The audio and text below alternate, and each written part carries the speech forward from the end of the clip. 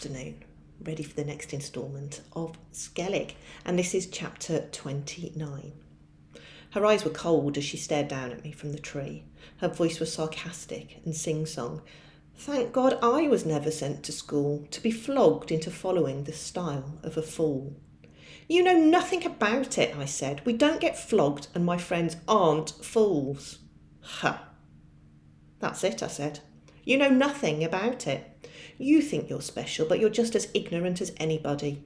You might know about William Blake, but you know nothing about what ordinary people do. Ha! Yes, ha!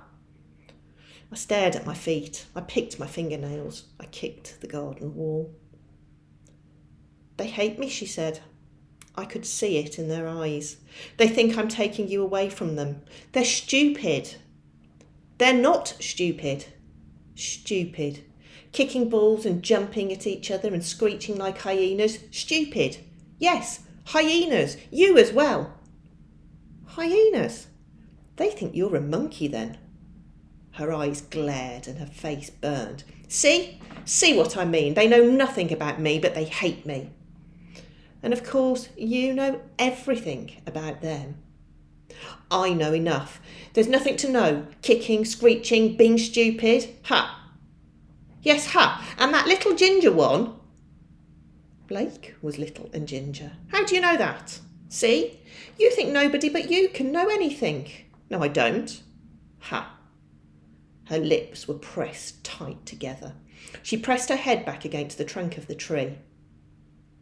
Go home, she said. Go and play stupid football or something. Leave me alone. I gave the wall a last kick, then I left her. I went into my front garden. I went through the open front door. Dad shouted hello from somewhere upstairs. I went straight through into the wilderness and squatted there and squeezed my eyes tight to try and stop the tears. Chapter 30. The owls woke me, or a call that was like that of the owls. I looked out into the night. The moon hung over the city, a great orange ball with the silhouettes of steeples and chimney stacks upon it. The sky was blue around it, deepening to blackness high above, where only the most brilliant stars shone. Down below, the wilderness was filled with the pitch-black shadow of the garage and a wedge of cold silvery light. I watched for the birds and saw nothing. Skellig, I whispered. Skellig, Skellig. I cursed myself because in order to go to him now, I had to rely on Mina. I lay in bed again. I moved between sleeping and waking. I dreamt that Skellig entered the hospital ward, that he lifted the baby from her glass case. He pulled the tubes and wires from her. She reached up and touched his pale, dry skin with her little fingers, and she giggled. He took her away, flew with her in his arms through the darkest part of the night. He landed with her in the wilderness and stood there calling to me. Michael! Michael! They stood there laughing. She bounced in his arms. They had lost all of their weaknesses and they were strong again. Michael, he called, and his eyes were shining with joy. Michael! Michael! Michael! I woke up. I heard the owls again. I pulled on some jeans and a pullover and tiptoed downstairs and out into the wilderness. Nothing there, of course, just the image of them burning in my mind. I stood listening to the city all around, its low, deep, endless roar. I went out through the shadows into the back lane. Though I knew it was useless, I began to walk towards Mina's boarded house. Something brushed against me as I walked. Whisper, I whispered. The cat went with me, slinking at my side. The door into the garden was ajar. The moon had climbed. It hung directly over us. Behind the wall, the garden was flooded with its light. Mina was waiting. She sat on the step before the danger door, elbows resting on her knees, pale face resting on her hands. I hesitated and we watched each other. What took so long? She said. I looked at her. Thought I'd have to do this all alone, she said. Thought that was what you wanted. The cat prowled to her side, brushed itself against her legs. Oh, Michael, she said. I didn't know what to do. I sat on the steps below her. "We said stupid things," she said. "I said stupid things." I said nothing. An owl silently flew down into the garden and perched on the back wall. "Hoot," it went. "Hoot, hoot, hoot." "Don't be angry. Be my friend," she whispered. "I am your friend." "It's possible to hate your friend. You hated me today." "You hated me." The other owl descended and perched in silence beside its partner. "I love the night," said Mina. "Anything seems possible at night when the rest of the world has gone to sleep." I looked up at her silvery face, her ink-black eyes. I knew that in a dream I would see her as the moon with Skellig flying silently across her. I moved up to her side. "I'll be your friend," I whispered. She smiled and we sat there looking out at the moonlight. Soon the owls rose and headed for the centre of the city. We lay back together against the danger door. I felt myself falling into sleep. "Skellig," I hissed. "Skellig." We rubbed the sleep from our eyes. Mina pushed the key into the lock. Chapter 31. We had no torch. The light that came through the chinks in the boards was pale and weak. We blundered through the dark. We held hands and stretched our free hands out in front of us. We walked into the wall. We caught our toes on loose floorboards. We stumbled as we climbed the stairs. We shuffled across the first landing. We felt for the handle of the door to the room where we thought we'd left Skellig. We inched the door open. We whispered, "Skellig, Skellig." No answer. We moved forward carefully, arms outstretched, feeling forward with our feet before we took each step. Our breath was fast, shallow, trembly. My heart was thundering. I opened my eyes wide, glared into the dark, seeking the shape of his body on the floor. Nothing there, just the blankets, the pillow, the plastic dish, the beer bottle rolling away from my stumbling feet. "Where is he?" whispered Mina. "Skellig," we whispered. "Skellig! Skellig!" We turned back to the landing again. We stumbled up the next flight of stairs. We opened many doors. We stared past them into pitch-black rooms. We whispered his name.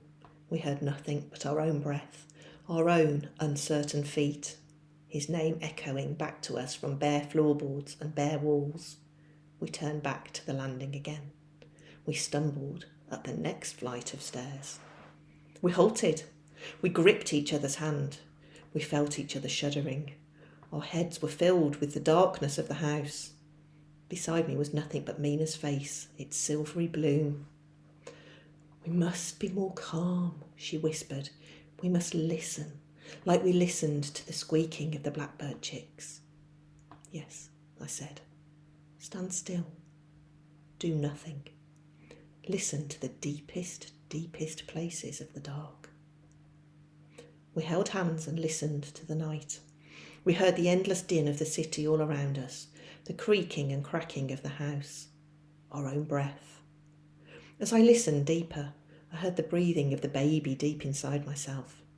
I heard the far-off beating of her heart. I sighed, knowing that she was safe. "You hear?" said Mina. I listened, and it was as if she guided me to hear what she heard. It was like hearing the blackbird chicks cheeping in the nest. It came from above us, a far-off squeaking, whistling sound. Skellig's breathing. "I hear it," I whispered. We climbed the final flight of stairs towards the final doorway. Gently, fearfully, we turned the handle and slowly pushed open the door. Moonlight came through the arched window. Skellig sat before its frame, bowed forward. We saw the black silhouette of his pale face, of his bowed shoulders, of his wings folded upon his shoulders. At the base of his wings was the silhouette of his shredded shirt. He must have heard us as we stepped through the door, as we crouched together against the wall. But he didn't turn. We didn't speak. We didn't dare approach him. As we watched, an owl appeared, dropping on silent wings from the moonlit sky to the moonlit window. It perched on the frame. It bowed forward, opening its beak, laid something on the windowsill and flew out again. Skellig bent his head to where the bird had been. He pressed his lips to the windowsill. Then the owl, or the other owl, came again to the window, perched, opened its beak, flew off again. Skellig bent forward again. He chewed. "They're feeding him," whispered Mina. And it was true. Each time the owls left, Skellig lifted what they had left him. He chewed and swallowed. At last he turned to us. We saw nothing of his eyes, his pale cheeks, just his black silhouette against the glistening night. Mina and I held hands. Still we didn't dare go to him. "Come to me," he whispered. We didn't move. "Come to me." Mina tugged me, led me to him. We met him in the middle of the room. He stood erect. He seemed stronger than he'd ever been. He took my hand and Mina's hand, and we stood there, the three of us, linked in the moonlight on the old bare floorboards. He squeezed my hand as if to reassure me. When he smiled at me, I caught the stench of his breath, the stench of those things the owl had given him to eat. I gagged. His breath was the breath of an animal that lives on the meat of other living things. A dog, a fox, a blackbird, an owl. He squeezed me again and smiled again. He stepped sideways and we turned together, kept slowly turning as if we were carefully, nervously beginning to dance. The moonlight shone on our faces in turn. Each face spun from shadow to light, from shadow to light, from shadow to light. And each time the faces of Mina and Skellig came into the light, they were more silvery, more expressionless. Their eyes were darker, more empty, more penetrating. For a moment I wanted to pull away from them, to break the circle, but Skellig's hand tightened on mine. "Don't stop, Michael," he whispered. His eyes and Mina's eyes stared far into me. "No, Michael," said Mina.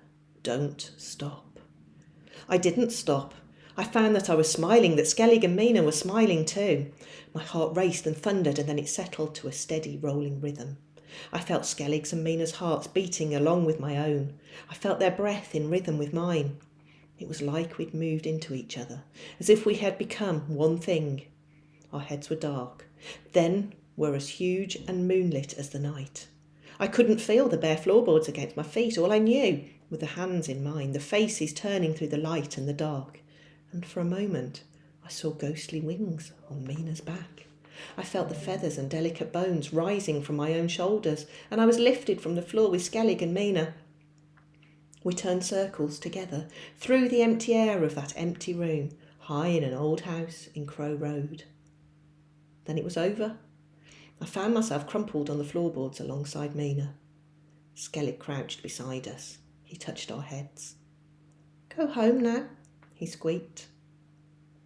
"But how are you like this now?" I asked. He pressed his finger to his lips. "The owls and the angels," he whispered. He raised his finger when we began to speak again. "Remember this night," he whispered. We tottered from the room. We descended the stairs. We went out through the danger door into the night.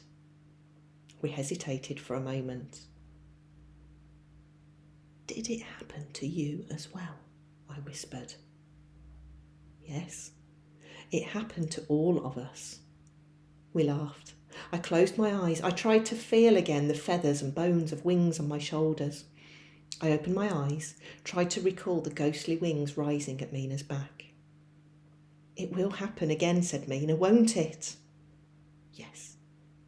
We hurried homeward. At the entrance to the back lane, we paused again to catch our breath. It was then that we heard Dad's voice calling, "Michael! Michael!" As we stood there, we saw him come out from the wilderness into the lane. His voice was filled with fear. "Michael! Oh, Michael!" Then he saw us standing there hand in hand. "Michael! Oh, Michael!" He ran and grabbed me in his arms. "We were sleepwalking," said Mina. "Yes," I said, as he held me tight to keep me safe. "I didn't know what I was doing. I was dreaming. I was sleepwalking." That's the end of today's story. See you for some more tomorrow. Bye.